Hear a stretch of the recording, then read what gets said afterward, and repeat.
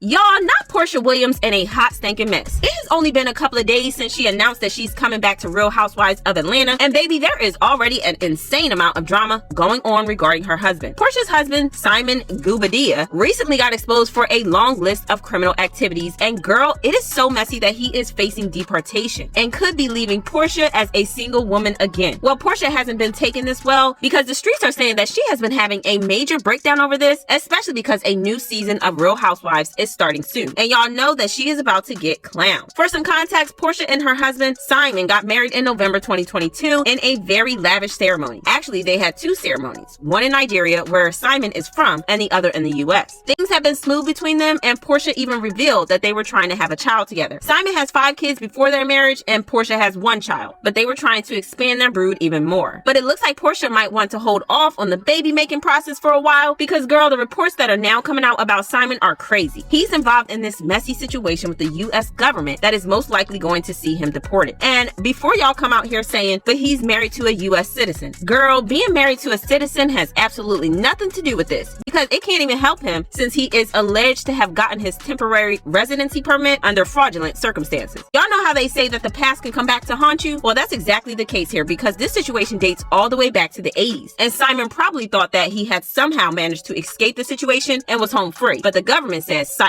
and hit him with an incredibly long laundry list of crimes. And girl, let's just say that Simon is probably never going to become a US citizen. According to court documents, the reason we even found out about this past criminal history was that he applied to be a US naturalized citizen for like the millionth time, even when he was told the reason that his previous applications have been denied, which is his past history of fraud and fake identities. The documents reveal that Simon first came to the US in August 1982 on a visitor's visa, but he overstayed his visa. He tried to adjust the visa to enable him to stay longer, but it was denied, and he was going to be deported. However, before the government could deport him, he chose to voluntarily leave the country in December 1985, about 3.5 years after his initial visa expired. But 6 months later, he was back in the US on another visitor's visa, this one valid for 6 months. Surprise, surprise, he ended up overstaying on that visa as well. But this time was worse because he was arrested for bank and credit card fraud, which was a felony offense. He didn't try to deny the allegations and even pleaded guilty to the charges. For someone who was on an expired visa, you think that he would stay out of trouble, but our good brother had no intentions of doing that because in January 1989, he was arrested again for unauthorized use of a vehicle. 4 months later, in May 1990, he was arrested for fraud again. Child, it was like this man was allergic to staying out of trouble or something, because why on earth do you have an open file with immigration and still be committing felonies? After the May 1990 fraud case, immigration started removal proceedings against him, but did this stop him from committing fraud? Absolutely not. In January 1990, only 8 months after his last cause case, he committed another felony case of credit card fraud. And then in April 1991, an immigration judge had a hearing and ordered him to be deported. In March 1992, he was physically removed and deported from the US. But what the government didn't know at the time was that back in 1988, Simon had used a different name and a different identity to seek temporary resident status under the Special Agricultural Worker Program.